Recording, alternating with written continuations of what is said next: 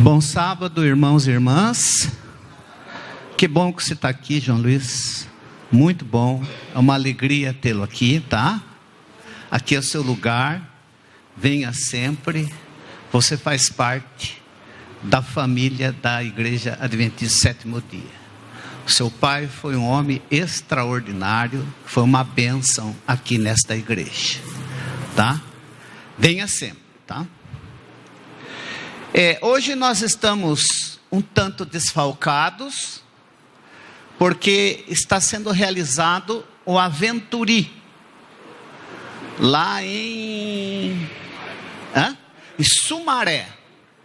Então tem irmãos e irmãs, pais, que estão lá, junto com os filhos, nessas primeiras experiências da nossa criança, fora do reduto da igreja, né? E hoje também é um sábado muito especial. O pastor Edson e a sua esposa estão conosco hoje. Ele vai falar para nós durante o culto sobre um assunto importantíssimo para as novas gerações. Eu o convidei pessoalmente para isso. E vamos ver se nós conseguimos trazer esse casal aqui para frequentar a nossa igreja. Amém? Muito bem, irmãos. Antes de nós começarmos a lição, a introdução geral, nós vamos fazer uma oração. Feche os seus olhos. Pai, aprendemos muito no trimestre anterior. Como foi importante e edificante o estudo do tema do último trimestre. Fez diferença nas nossas vidas, tem feito diferença na vida da tua igreja, mas agora nós iniciamos um novo trimestre. Vamos estudar 2 livros históricos muito importantes, que mais uma vez nós vamos ver a tua mão poderosa conduzindo o teu povo. Ensina-nos, ó Pai, nesse trimestre, que ao fazermos essa introdução à lição desse trimestre, o Senhor ilumine as nossas mentes, nos ajude a entender a importância do estudo diário e o quanto que esta lição tem para nos abençoar ao estudá-la. Rogamos também as bênçãos sobre todas as nossas crianças e as demais crianças que estão no Aventuri. Que teus santos anjos estejam protegendo todas elas, em nome de Jesus. Amém. Amém. Guilherme era agnóstico. O que é um agnóstico? Guilherme, ele havia participado da batalha para a independência dos Estados Unidos. Ele não acreditava na intervenção de um Deus pessoal. Para Guilherme, Deus não interferia na vida humana. Cada um colhia os resultados das suas próprias escolhas, e tudo era definido como acaso ou destino. Mas ao participar das batalhas com um exército inferior, e os Estados Unidos conseguiram a independência, Guilherme percebeu que havia algo sobrenatural que protegia os americanos nas batalhas contra os ingleses. Os americanos eram muito inferior. Os ingleses tinham maior número de soldados e um poderio bélico muito grande. E interessante que as bombas, os tiros passavam perto dos soldados americanos e não os atingiam. Quando voltou da batalha, Guilherme, que não acreditava que a Bíblia fosse um livro sobrenatural, começou a estudar a Bíblia. E Gilson, durante 13 anos, esse homem se aprofundou no estudo da palavra de Deus, especialmente tendo a sua atenção chamada para um livro, o livro do profeta Daniel. E daí Paulo, ele começou a estudar as profecias de Daniel, E ele começou a chegar a uma conclusão que contrariava a ideia prevalecente nas igrejas da época. Todas as igrejas cristãs acreditavam que Jesus voltaria a este mundo após o milênio de paz. E Guilherme Vinícius começou a estudar, falou, nossa, mas Jesus vai voltar antes do milênio. Será que eu estou certo? Será que eu estou certo nessa interpretação? Guilherme estava lá com 50 anos de idade. Para a época ele era considerado muito velho. Porque a média de vida da época dos americanos era de 43 anos. Essa era a média de vida. E ele havia chegado aos 50. Morava no sítio. E lá de todas as noites ele estudava. E Deus o impressionava. Guilherme, conte isto para o mundo. Ah, não. Eu não, senhor. Quem que vai ouvir um velho de 50 anos, um fazendeiro, um sitiante pregar a Bíblia? Não é comigo. Não vou não. Conte, Guilherme. Prega esse assunto. Não. Fale, Guilherme. E durante 13 anos, Guilherme lutou contra o Espírito Santo, Paulo. Até que um dia, Ordelon, cansado dessa batalha, Guilherme fez um trato com Deus. Tá bom. Se hoje aparecer alguém para me convidar para pregar sobre esse assunto no domingo que vem, eu vou começar a pregar.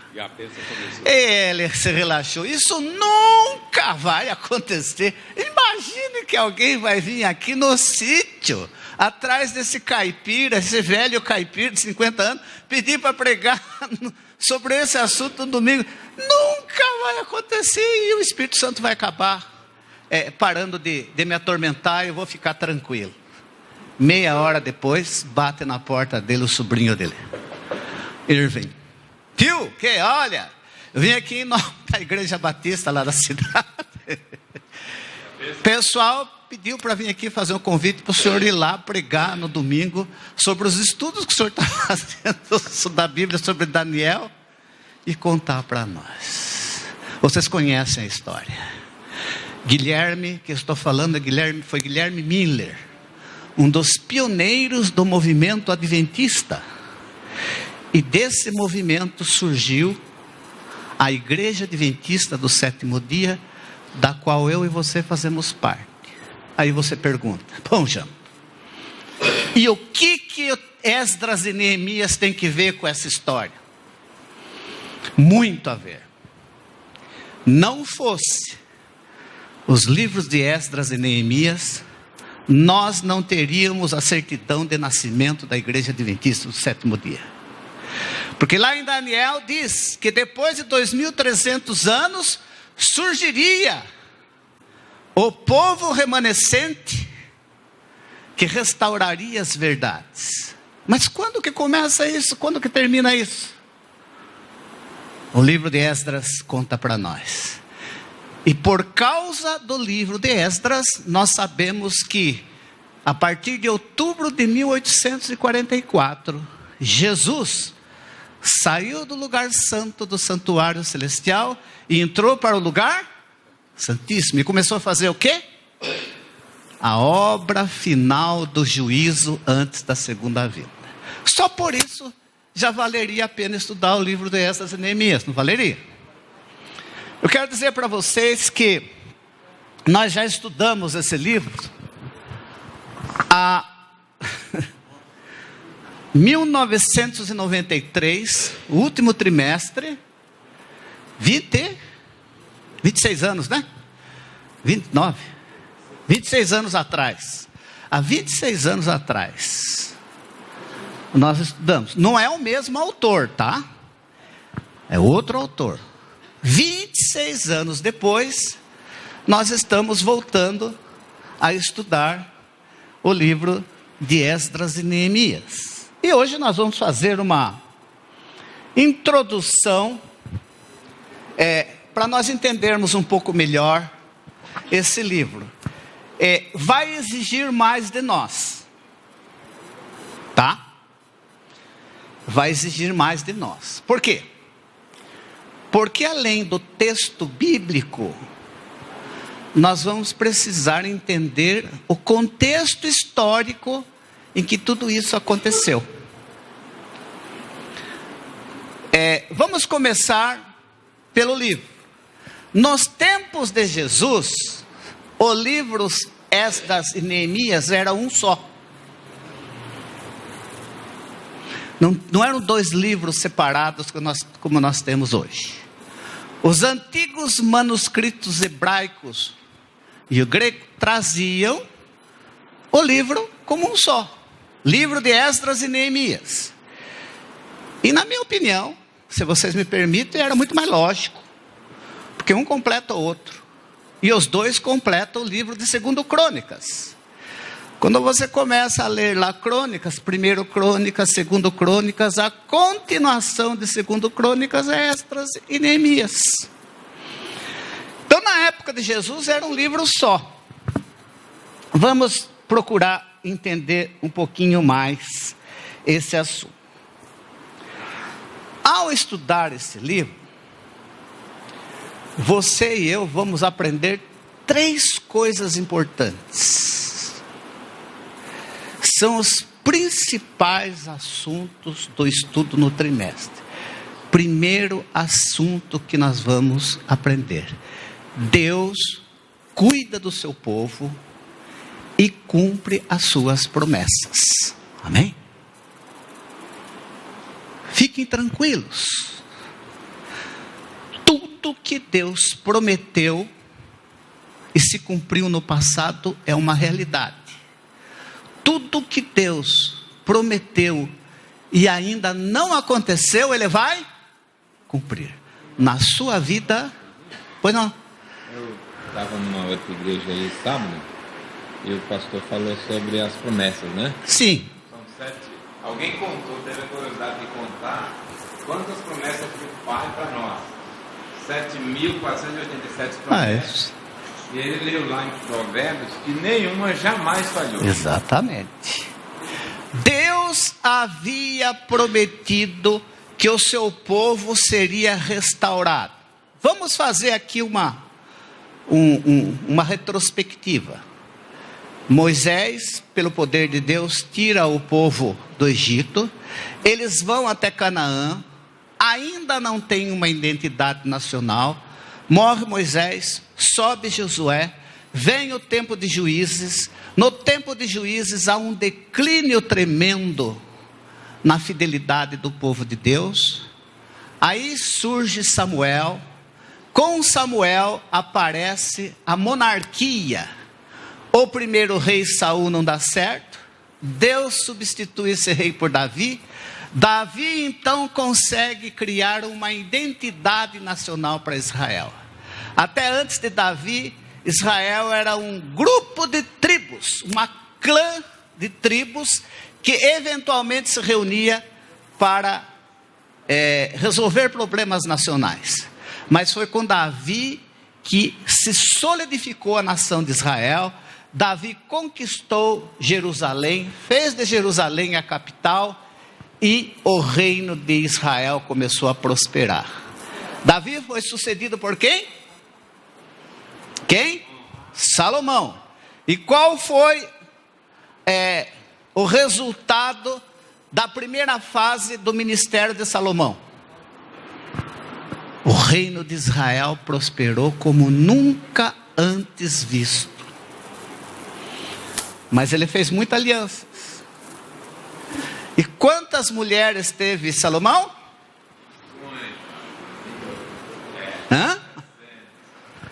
Cerca de 1.000 mulheres.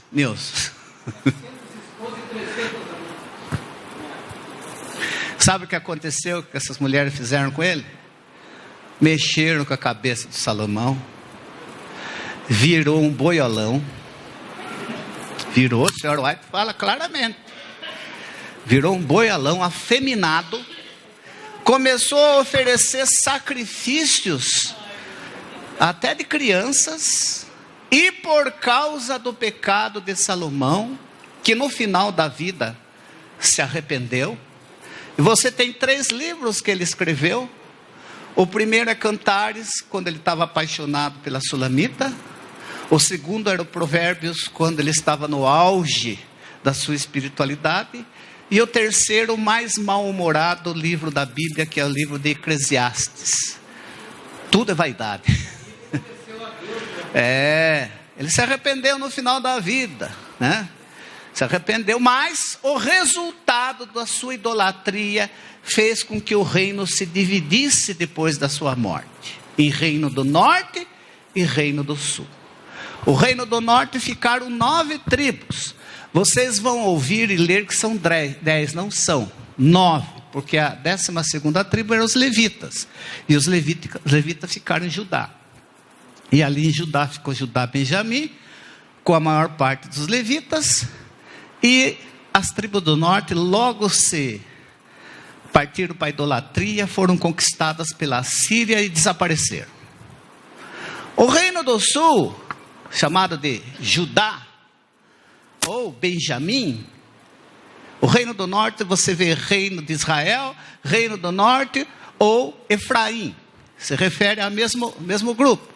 O reino do sul devia ter aprendido a lição, né, Erdelon? Tem gente que aprende lição, não tem? Tem gente que nunca aprende a lição, né?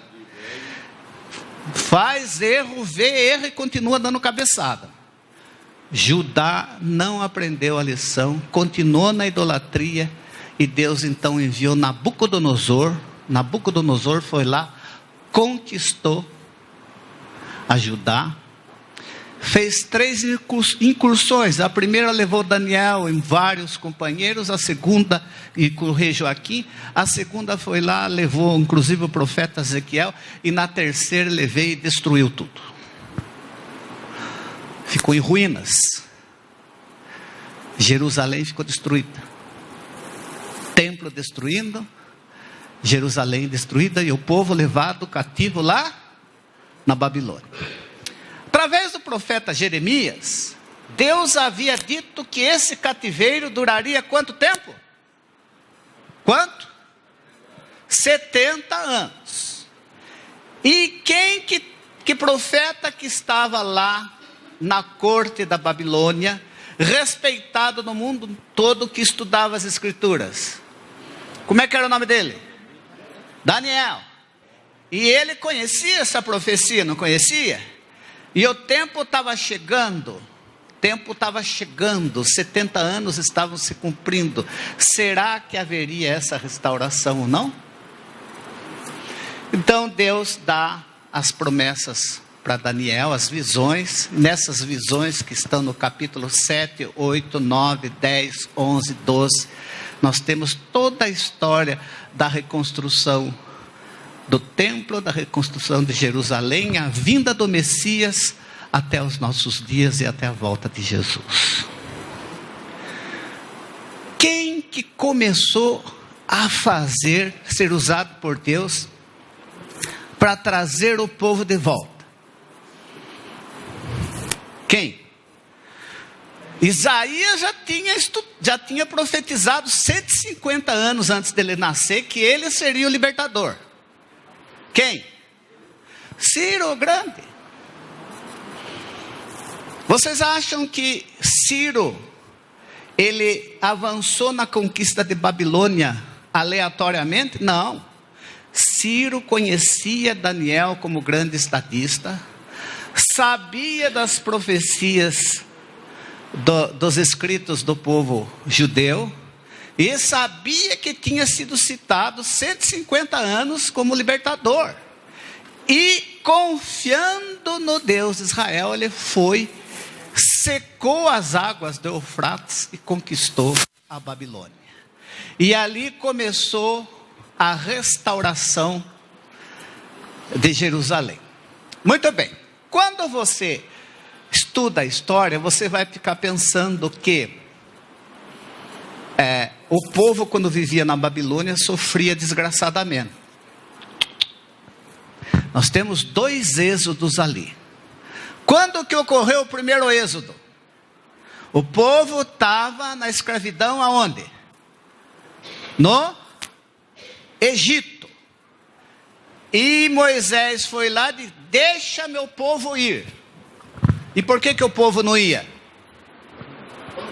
Por que o povo não ia? Porque o faraó dizia, era obstinado, não vai. O povo queria ir embora? Queria. Mas no segundo êxodo, o problema não era com a liderança, não. Ciro emitiu um decreto: quem quiser pode voltar. Está aí os vasos do templo, utensílios dos templos, dinheiro, proteção. Quem quiser pode voltar, Vinícius. Qual era o problema agora? Por que o povo não queria voltar? Hã? Por quê? Hã? Estava no meio bom, gente. Quando a gente fala do cativeiro babilônico, a gente imagina que fosse uma escravidão. Não era. O povo judeu foi lá, construiu uma comunidade só de judeus e prosperaram bastante. O povo ficou rico lá. E como é que estava Jerusalém lá, a região da Palestina? Abandonada, pobreza. Agora você está bem aqui na Babilônia, vão voltar lá para reconstruir? O problema agora não era um dirigente obstinado, era o povo que estava bem. Vocês já notaram uma semelhança com os dias de hoje? A Babilônia envolve a gente, dá conforto, comodidade para a gente, daí vem sai dela, povo meu. E o povo, não. O primeiro grupo que aceitou o desafio era cerca de 50 mil pessoas, e veio liderado por Zorobabel como governador e Josué como sumo sacerdote, ou Jesua, conforme algumas traduções. Zorobabel significa semente de Babilônia. Zorobabel era neto do rei Joaquim, aquele que foi conquistado pela primeira vez por Nabucodonosor. Eles vieram com 50 mil pessoas e começaram a reconstrução. E tudo correu a mil maravilhas, não foi? Foi ou não foi? Se você abrir aí na lição, na parte de segunda-feira, você tem aqui os reis em ordem cronológica. Ciro, o grande, fez o primeiro decreto. Depois veio Cambises. Cambises teve um filho chamado Esmerdes. Mataram o Esmerdes, ou ele caiu na espada, sobre a espada, viu, Tiago? A história diz que ele caiu sobre a espada. Mas certo que mataram. E um sacerdote, conhecido como falso Esmerdes, assumiu o trono. E ao assumir o trono, ele baixou uma ordem para que todos os templos dos outros deuses fossem destruídos. E havia um decreto de Ciro para reconstruir. Aí, lá na região, havia se estabelecido um povo chamado samaritanos, que vivia ali na região. E os samaritanos foram lá para Zorobabel e Josué e disseram: nós queremos ajudar na reconstrução do templo. E Zorobabel e Josué aceitaram. Por que não? Por que não aceitaram?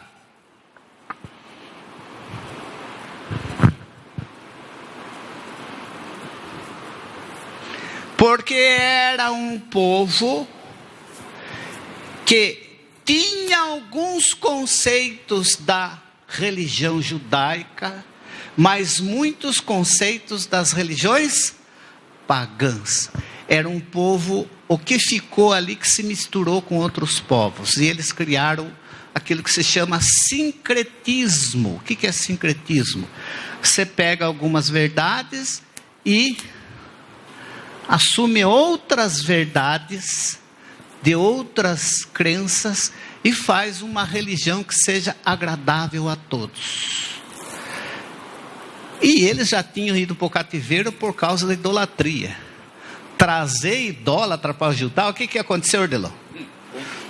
Confusão. E aí o que eles falaram? Não podemos aceitar a ajuda de vocês.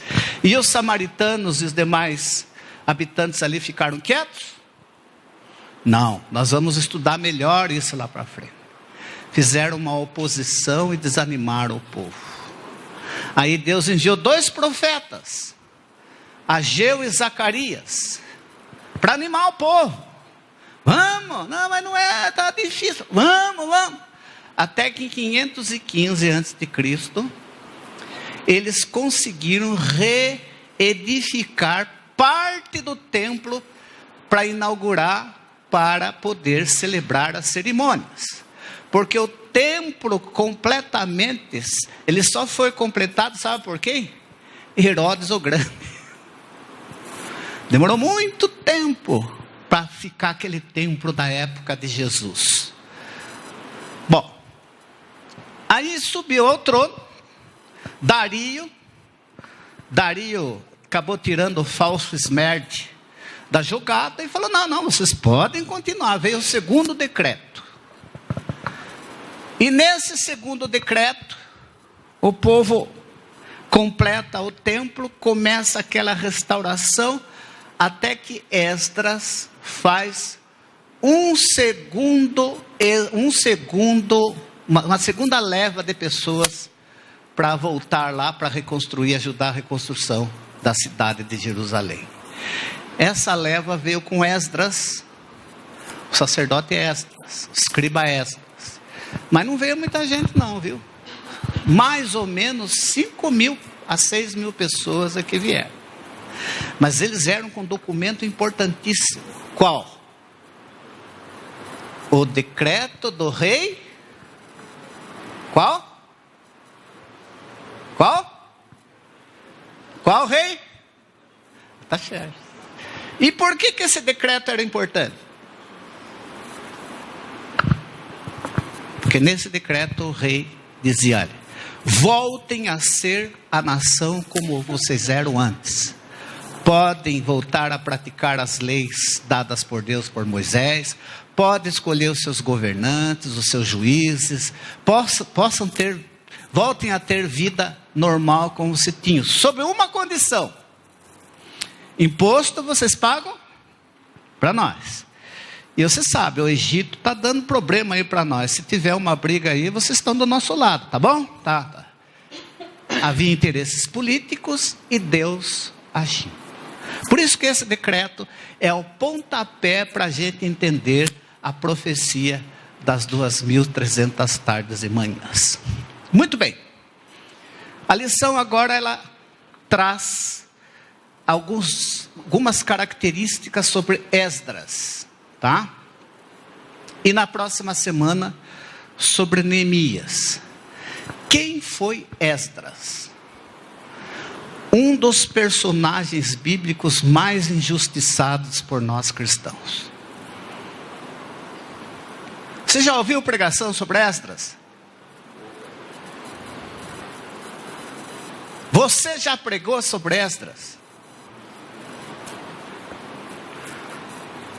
Foi um homem extraordinário, gente. Um homem fantástico. Para começar, ele era o quê? Um escriba.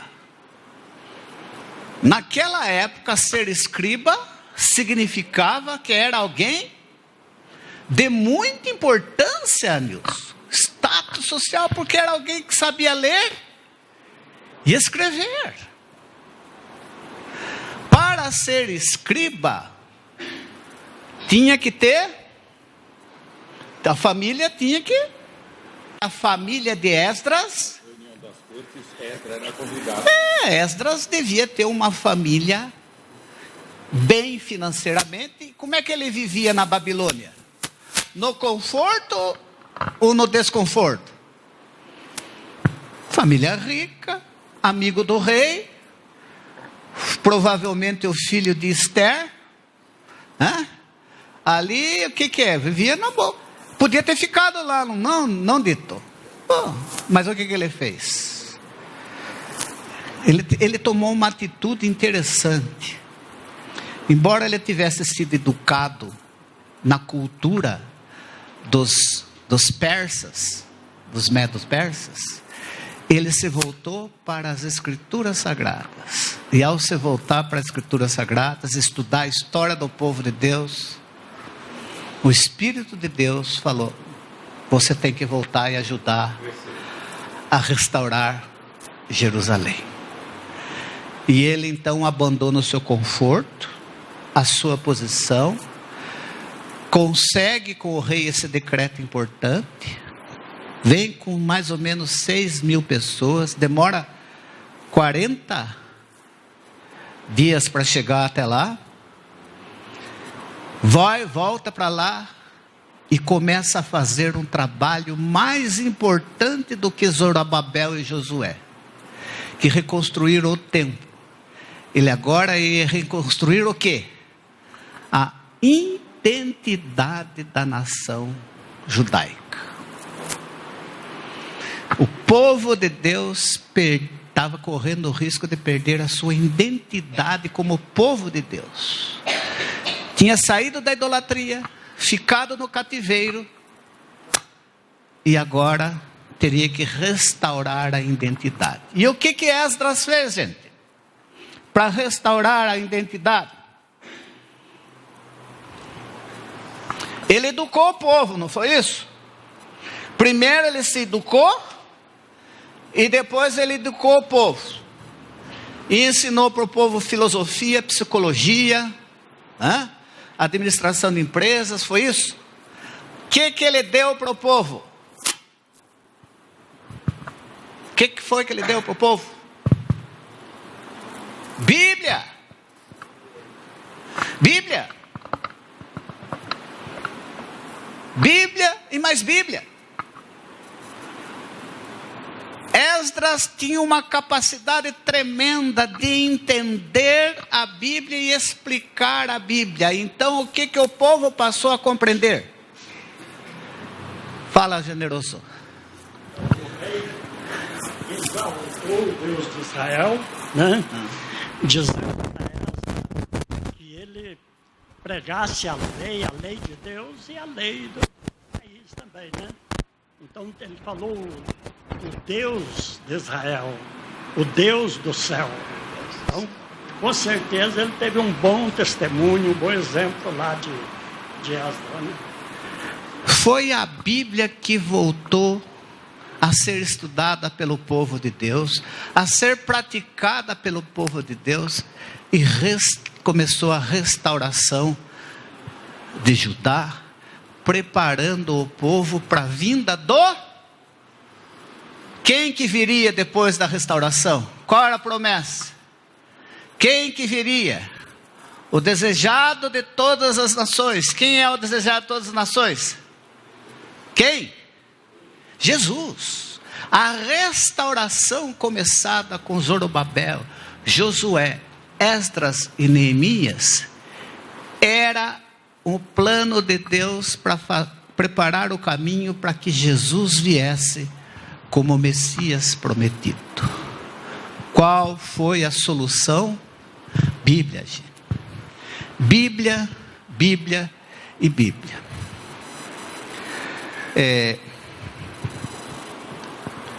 Voltar à Bíblia. Nós poderíamos aqui ficar falando muita coisa. Esdras tornou-se um porta-voz de Deus. Depois nós vamos na próxima semana ver a importância de Neemias. Permita-me aqui fazer uma colocação final. Nós vivemos hoje uma época muito complicada. Uma época de uma cultura como o mundo nunca antes viu. A cultura da nova geração é uma cultura acelerada, muitas informações. Nós temos o mundo real misturado com o mundo virtual. E a maior parte dos jovens não querem mais saber de igreja. Essa semana eu estava lendo uma pesquisa feita nos Estados Unidos. 44% dos evangélicos nos Estados Unidos bebem bebida alcoólica frequentemente.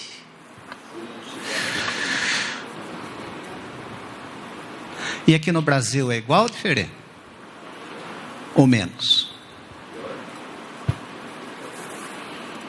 O que está acontecendo com a nova geração? A nova geração está perdendo a identidade bíblica. O povo não quer mais saber de Bíblia. O povo quer saber de música gospel. Cantar, tem um monte de gente para cantar na igreja. E quanto mais chacoalhada for a música, melhor ainda. Os cultos têm que ser no estilo celebration. Muita música, canta-se bastante e um sermonetezinho desse tamanho. E só prega o que o povo quer ouvir. Vai ter uma reforma e um reavivamento na igreja desse jeito? Sejam sinceros. O que vai acontecer se nós continuarmos assim? Nós vamos deixar de ser uma igreja adventista para se tornar uma igreja evangélica como as demais. O que nós precisamos voltar, gente? O que nós precisamos voltar? Quais são as nossas origens? Guilherme buscou as verdades começando aonde? Na Bíblia. Os jovens precisam de Bíblia. Os adultos precisam de Bíblia. A Bíblia tem que voltar a ser o livro dos adventistas do sétimo dia. Se a Bíblia não for o meu livro, não for o seu livro, nós estamos fadados a fracassar como povo remanescente. Nós vamos ser iguais. É a Bíblia. Bíblia. Bíblia. Bíblia. Bíblia. Você tem estudado a Bíblia, meu irmão ou minha irmã? Tem estudado? Tem assistido televisão frequentemente? Tem ficado na internet bastante tempo? No celular? Nas redes sociais? Tire um pouco desse tempo e leia a Bíblia. Senão você vai se perder. Senão eu vou me perder. Uma das maiores tristezas da minha vida é a minha filha. Vocês sabem a história. Ela deixou da Bíblia e caminha para uma outra direção. E eu amo tanto minha filha que eu não imagino ficar sem ela na eternidade. Bíblia. Bíblia. Bíblia, gente. Amém. Essa é a grande mensagem do livro de Esdras e Neemias. De volta à Bíblia. Confiando em Deus, voltando à Bíblia, nós vamos ser aquele remanescente fiel que Deus vai terminar a obra neste mundo. Amém? Vai valer a pena estudar esse trimestre? Sim ou não? Próxima semana nós vamos estudar outro personagem, Neemias. Que Deus nos abençoe. Amém.